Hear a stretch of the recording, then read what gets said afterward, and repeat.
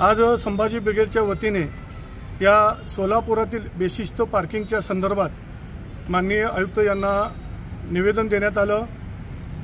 सोलापूर शहरामध्ये जो किल्लावेचा परिसर आहे त्या परिसरातील ठेका एका ठेकेदाराला दिला असता तो ठेका संपून सुद्धा 6 महिने झालं तरी सर्वसामान्य जनतेकडून त्या ठेकेदाराने शुल्क वसुली करत आहेत। हजारो रुपये तो या सर्वसामान्य नागरिकांचे वसूल करताना निदर्शनास येत आहे। त्याचबरोबर त्या ठिकाणी जे हातगाड्या लावतात त्यांच्याकडून सुद्धा प्रत्येकी 300 रुपये दिवसाला अशी वसुली तो ठेकेदार करत आहे। त्यामुळे आज आम्ही संभाजी ब्रिगेडच्या वतीने तो ठेका त्वरित रद्द करण्यात यावा यासाठी निवेदन दिलं।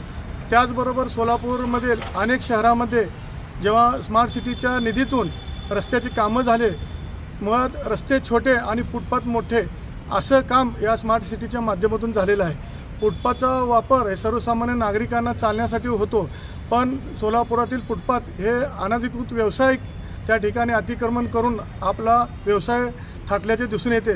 त्याचबरोबर सिद्धेश्वर पेठमध्ये लक्ष्मी मंदिरचा जो रस्ता आहे, लक्ष्मी मार्केटचा तो रस्ता जर पाहिला तर आधीच 10 ते 20 फूट अतिक्रमण त्या लोकांनी केलेलं आहे आणि रस्त्याच्या अजून जवळपास 10 फूट रस्त्यावर त्यांनी वाहनं आज संभाजी ब्रिगेडच्या वतीने सोलापूर महानगरपालिकेचे अतिरिक्त उपायुक्त मुलाणी साहेब आणि लोकरे साहेब यांना आम्ही निवेदन देण्यासाठी आलेलो आहोत। त्याचा विषय जो आहे तो खूप गांभीर्यपूर्वक असा विषय आहे।